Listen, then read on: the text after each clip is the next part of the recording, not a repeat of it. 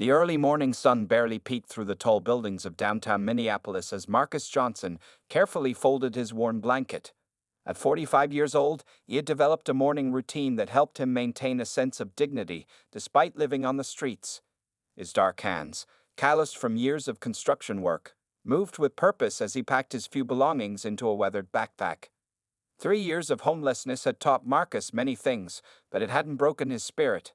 He looked around the small alley he called home, making sure to leave it as clean as he found it. This was one of the many habits his mother, Sarah, had taught him before she passed away. Always leave a place better than you found it, she used to say, and Marcus lived by those words, even now. The morning air was crisp, and Marcus could see his breath forming small clouds as he walked. He wore 3 layers of clothes, all donated from the local shelter. His outer jacket, though slightly too big, was thick enough to keep him warm during the harsh Minnesota winters. As he walked, several office workers passed by, most of them avoiding eye contact. Marcus didn't mind, he understood their discomfort, but he still offered a gentle good morning to anyone who looked his way. His first stop was always the small coffee shop on 7th Street. Jenny, the kind-hearted owner, would often give him a cup of hot coffee and sometimes a day-old pastry. "Morning, Marcus," she called out as he approached. "Got some blueberry muffins from yesterday. They're still good." Her smile was genuine, and Marcus felt grateful for these small acts of kindness that made his days more bearable. As he sat on a nearby bench enjoying his breakfast, Marcus watched the city come to life. Buses dropped off workers, cars humped in the growing traffic, and the sidewalks filled with people rushing to their offices. He remembered when he used to be one of them, heading to construction sites where he worked as a skilled carpenter and general handyman. The memory of his accident still made him wince. A falling beam had crushed his right leg, leading to months of recovery and mountains of medical bills he couldn't pay. Marcus flexed his leg, feeling the familiar stiffness. The doctors had done their best, but without proper follow-up care and physical therapy, it hadn't healed perfectly. Still, he was thankful he could walk. He had seen others on the streets with far worse injuries. Looking through his backpack, Marcus counted the few dollars he had earned yesterday, helping unload boxes at the local market. $3.27. Not enough for a meal, but he might be able to add a little more today. He never begged. Instead, he looked for odd jobs and ways to help others. Sometimes people would offer him money for carrying groceries, clearing snow from sidewalks, or helping with simple repairs. The large UnitedHealthcare building cast a long shadow across the street. Marcus often sat near it, as the area was well maintained and the security guards were generally understanding as long as he didn't cause any trouble. Today, he noticed Tom, one of the regular guards, starting his shift. "Hey Marcus, staying warm?" Tom asked, adjusting his uniform. "Yes, sir, doing my best," Marcus replied with a smile. He appreciated how Tom always treated him like a human being, not just another homeless person to chase away. As the morning progressed, Marcus kept himself busy. He helped an elderly woman pick up her spilled groceries, earning a thankful smile and $1. He found a lost wallet and turned it in to the nearby shop, refusing the offered reward because, as his mother always said, doing the right thing is its own reward. Despite his circumstances, Marcus maintained his dignity and his humanity. He might not have a home or much money, but he had his principles. Each day, he hoped for a chance to change his situation, but until then, he would continue to live as his mother had taught him, with kindness, integrity, and hope. Looking up at the tall buildings surrounding him, Marcus couldn't know that this ordinary morning would soon turn into something extraordinary. But for now, he focused on what he could do today, keeping his mother's words close to his heart. Every day is a gift, and there's always a way to make it count. The December wind grew stronger as the morning turned to afternoon. Marcus pulled his jacket tighter around himself, watching his breath form small clouds in the cold Minneapolis air. He had just finished helping Jenny clean the coffee shop windows, earning himself a warm sandwich and $5 for his effort. As he walked past the UnitedHealthcare building, something caught his attention. A well-dressed man in an expensive black coat was standing next to a sleek Mercedes, looking frustrated. The car was tilted to one side, clearly showing a flat tire. Several people walked past, their eyes glued to their phones, not noticing the man's predicament. Marcus hesitated for a moment. Some people didn't want help from someone who looked homeless, and he had faced rejection before. But his mother's voice echoed in his mind. Your circumstances don't define your character. Taking a deep breath, he approached the stranded motorist. Excuse me, sir, Marcus said politely, keeping a respectful distance. I noticed you have a flat tire. I used to work in construction, and I'm pretty good with cars. Would you like some help? The man looked up, surprised. He was in his early 50s, with gray-peppered hair and kind eyes. Unlike many others, he didn't immediately look suspicious or uncomfortable.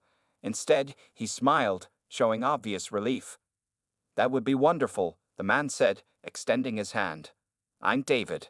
I have a really important meeting, and I was just about to call roadside assistance.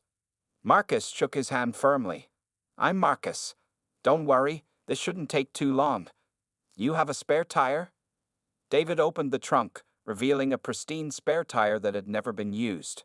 As Marcus began working, his experienced hands moving with practiced efficiency, David stood nearby, watching with interest. You seem to know exactly what you're doing, David observed, holding Marcus's worn backpack to keep it off the slushy ground.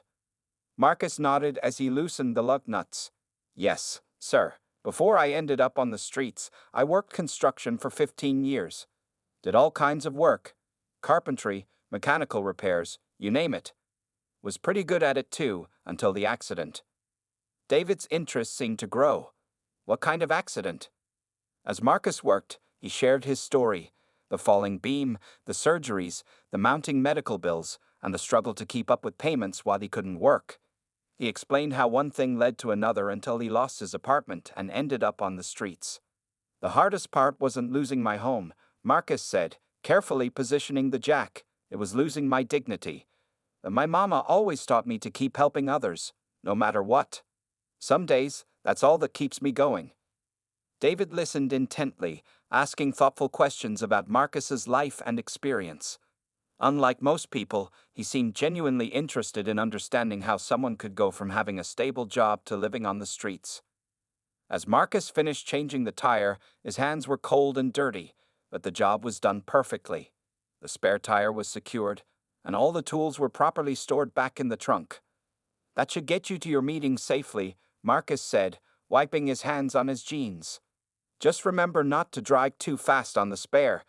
It's best to get the regular tire fixed as soon as you can. David reached for his wallet, but before he could open it, he paused. Something in his expression changed, as if he had just made an important decision.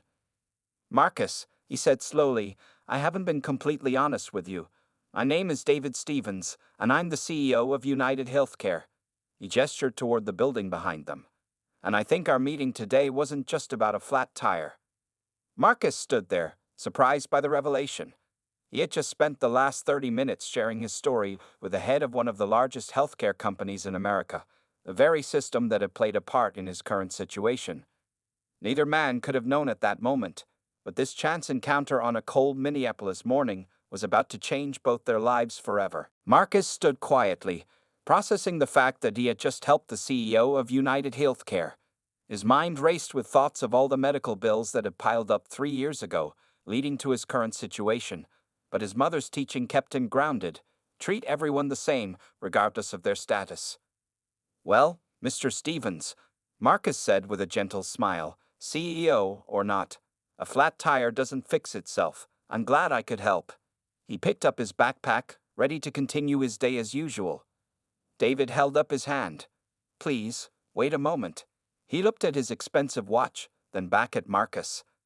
I have a meeting I need to attend, but I'd like to continue our conversation.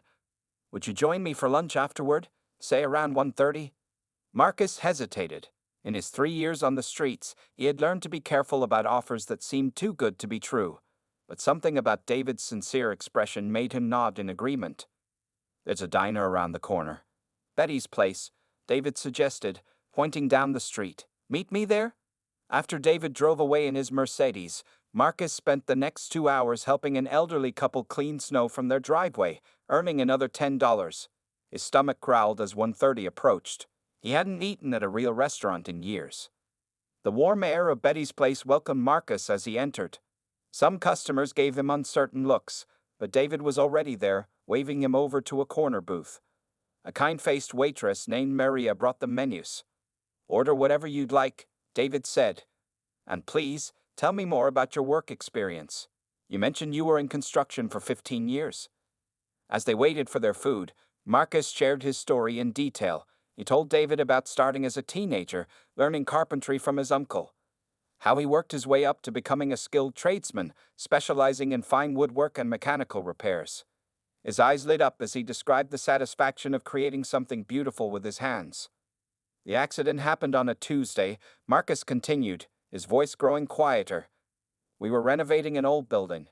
The safety inspection hadn't been done properly, but we were under pressure to finish the job. A support beam came loose. He unconsciously rubbed his right leg.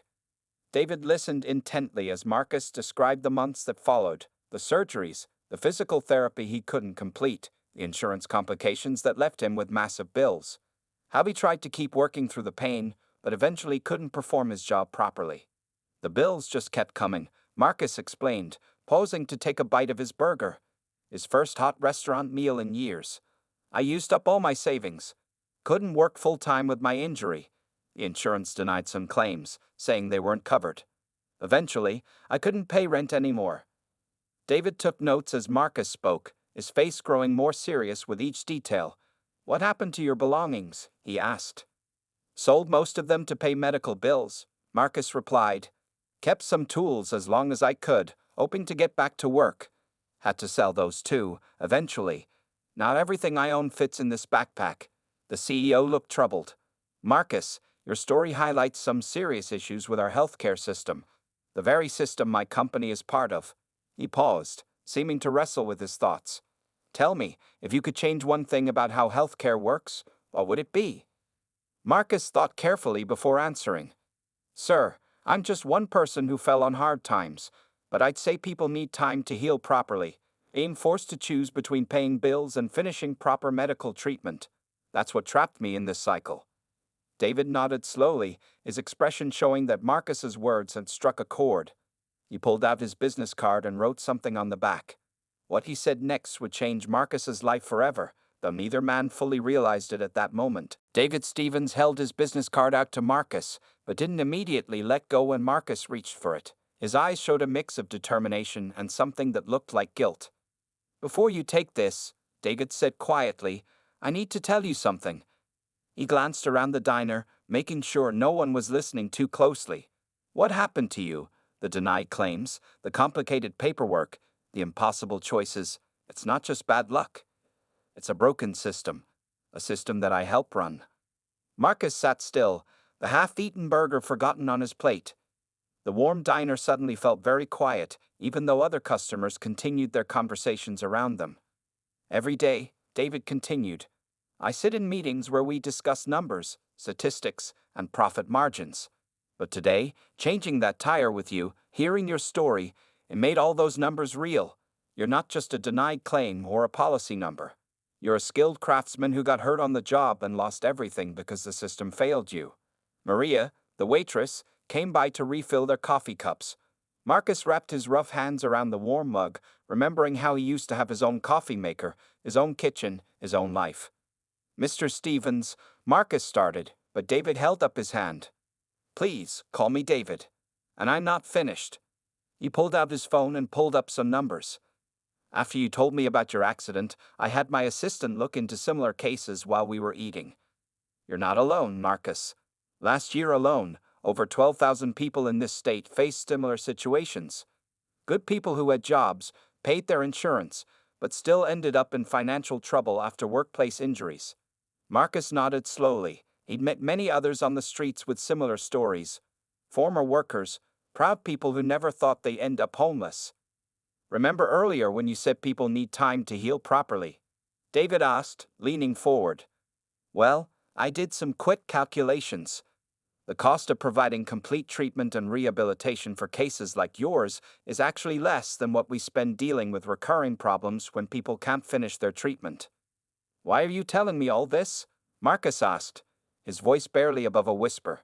David's expression changed to one of firm resolve, because I want to fix it, not just for you, but for everyone in similar situations, and I want you to help me do it. Marcus looked confused. Me? But You're just the person I need. David interrupted. You understand both sides now, the working world and what happens when the system fails. You've got skills, experience, and most importantly, you have integrity. Even living on the streets, you still stop to help others. David pulled out another piece of paper. It looked like it had been printed in a hurry. This is a job offer. I want you to join our advisory board for a new initiative. We'll provide immediate housing and medical care for you, plus a fair salary. In return, you'll help us identify and fix the gaps in our system that cause situations like yours. Marcus's hands trembled as he took the paper. The salary listed was more than he'd made even in his best construction days. There's one condition, David added, his face serious. You need to be completely honest. When you see problems in our policies, point them out. When something isn't working, say so. I don't want you to hold back because I'm the CEO. Marcus looked at the papers in his hands, the business card and the job offer. 3 years ago, he lost everything because of medical bills. Now the CEO of the very company that had denied his claims was offering him a chance not just to rebuild his life, but to help others avoid the same fate. People might not like this, Marcus said carefully, a homeless man advising a healthcare company. David smiled. Let them talk. Sometimes the best insights come from unexpected places, like finding the perfect person to help change a company's direction while changing a flat tire. Marcus took a deep breath, thinking of all the others he'd met on the streets who had similar stories. Maybe this was his chance to help them too. When do we start? He asked. The next morning felt like a dream to Marcus. Instead of waking up in his usual alley, he opened his eyes in a warm room at the Hilton Hotel. David had insisted on booking him a comfortable place to stay while more permanent arrangements were made. The soft bed felt almost too comfortable after 3 years of sleeping on concrete. Marcus stood by the window, looking down at the streets he used to call home. He could see other homeless people going about their morning routines, the same routines he had followed just yesterday. His backpack sat in the corner, still containing everything he owned, while newly bought clothes hung in the closet. At precisely 9:00 a.m., a knock on the door announced the arrival of Sarah Martinez, David's assistant. She carried a laptop, several folders, and a kind smile. Good morning, Marcus, she said warmly. Ready to start changing some lives? The next few hours were a whirlwind of activity. Sarah helped Marcus set up a bank account, got him a company ID card, and explained the basics of his new healthcare coverage. She had a way of explaining complicated things simply, never making Marcus feel embarrassed when he needed something clarified. David wanted me to show you this first, Sarah said, opening one of the folders. Inside were profiles of 20 other people, all with stories similar to Marcus's. These are just from the past month in Minneapolis alone. Marcus read through the stories, his heart heavy. A teacher who lost her home after a car accident. A plumber with diabetes who couldn't afford insulin. Their stories echoed his own experience. Around noon, David joined them in the hotel's conference room. He brought lunch and more paperwork, including a contract for an apartment near the UnitedHealthcare office. The lease is ready whenever you are, David explained. But I understand if you want to take some time to think about all this. Marcus looked at the apartment photos. It was a simple one-bedroom place, nothing fancy, but it had everything he needed. The rent would be easily affordable with his new salary. I want to help others, Marcus said firmly. But I need to know this isn't just for show, that we're really going to make changes. David nodded, pulling out his tablet. Let me show you what we've already started. He pulled up a presentation showing a new program called Complete Care Initiative. This morning, I presented your story to the board, anonymously, of course. We're already drafting new policies for workplace injury cases. The changes were significant. Longer rehabilitation periods, better coverage for physical therapy, and a new system to help patients navigate their benefits. There was even a program to provide temporary housing assistance for people recovering from major injuries. We're starting in Minneapolis, David explained, but if it works, we'll roll it out nationwide. Sarah brought in Tom, the security guard who had always been kind to Marcus. As it turned out, Tom had been keeping track of all the homeless people around the UnitedHealthcare building, noting their stories and situations. I've got a list, Tom said, pulling out a small notebook. People who need help but don't know how to get it, been keeping track for years, hoping someone would ask. Marcus felt overwhelming emotion as he realized the scope of what was happening. Just yesterday, he had been one of those people Tom wrote about in his notebook. Now he was sitting in a hotel conference room, helping design programs that could prevent others from experiencing what he went through. There's something else, David added, pulling out one final document. We'd like to start a job training program for people recovering from injuries, teaching new skills to those who can't return to their original professions. Would you be interested in helping run it? Marcus thought about all the skills he learned in construction, all the knowledge he still carried despite losing everything else. Maybe now he could use that knowledge to help others rebuild their lives, just as he was rebuilding his. Yes, Marcus said, his voice strong and clear. I'll do it. As the afternoon sun streamed through the conference room windows, Marcus realized that this wasn't just about changing his life anymore. It was about changing the system itself, one person at a time. 2 weeks had passed since Marcus moved into his new apartment. The walls were still bare, but the kitchen had food, the closet had clothes, and most importantly, it was warm and safe. Every morning, he would touch the key in his pocket, reminding himself that this was real. Today was different, though. Marcus sat in a large conference room at UnitedHealthcare headquarters, surrounded by stacks of files and a team of investigators. David had assembled a special task force to dig deep into cases similar to Marcus's, and the findings were troubling. Look at this one, Sarah Martinez said, pushing a file across the table. James Cooper, age 42. Construction worker like you, Marcus. Injured his back on the job. Insurance denied his physical therapy after 6 sessions, saying he should be recovered by then. Marcus shook his head, remembering his own experience. That's not how recovery works. Everybody heals differently. Tom, who had been promoted from security guard to community outreach coordinator, added another stack of files to the table. These are all from my notebooks. 3 years of watching people lose everything because of medical bills. The team had discovered a pattern. The insurance company's computer system was automatically flagging and denying claims that went beyond standard recovery times. No one had questioned these automated decisions until now. It's like a chain reaction, Marcus explained to the group, standing up to write on the whiteboard. First, you get hurt. Then insurance cuts off treatment too early. You try to go back to work before you're ready. You can't perform well, so you lose your job. No job means no money for rent. No rent means no home. David sat quietly, taking notes as Marcus spoke. Over the past 2 weeks, he'd noticed how other executives initially dismissed Marcus because of his background. But when Marcus spoke about the real-world impact of their policies, even the most skeptical listeners paid attention. We found something else, Sarah said, pulling up a presentation on the big screen. The money saved by denying extended treatment. We spend 3 times that amount dealing with complications when people don't heal properly. The room grew quiet as the numbers appeared on screen. Millions of dollars spent on emergency room visits that could have been prevented. Thousands of people forced onto disability because they couldn't complete their recovery. Show them the Minneapolis map, Marcus suggested. Sarah clicked to the next slide, revealing a map of the city with red dots showing where people had lost their homes due to medical bills in the past year. The dots clustered around hospitals and construction sites, places where accidents were more likely to happen. Each dot is a person, Marcus reminded them. Someone who had a life, a job, a home, just like I did. David stood up, walking to the front of the room. We're going to fix this, he announced. Not just with policy changes, but with a complete overhaul of how we handle these cases. He unveiled the new plan they've been working on. A review board for all automatically denied claims.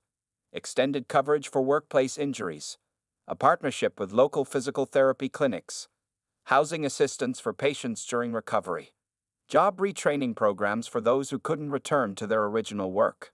But here's the most important part, David continued, gesturing to Marcus.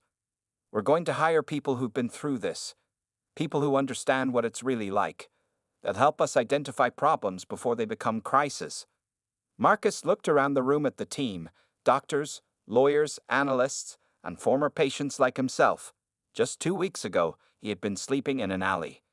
Now he was helping redesign one of America's largest healthcare systems. There's one more thing, Sarah added, pulling out a final report.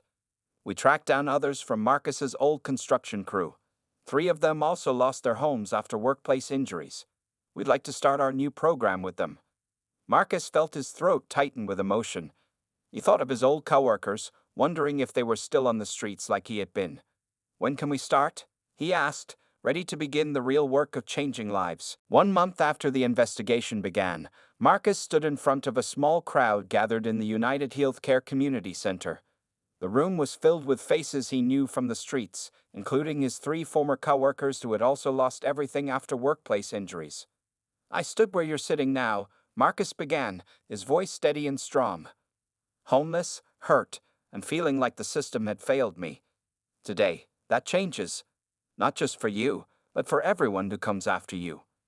Behind him, David and Sarah sat with a team of healthcare coordinators, each holding folders with new insurance cards, housing vouchers, and treatment plans. This was the first day of the Complete Care Initiative in action.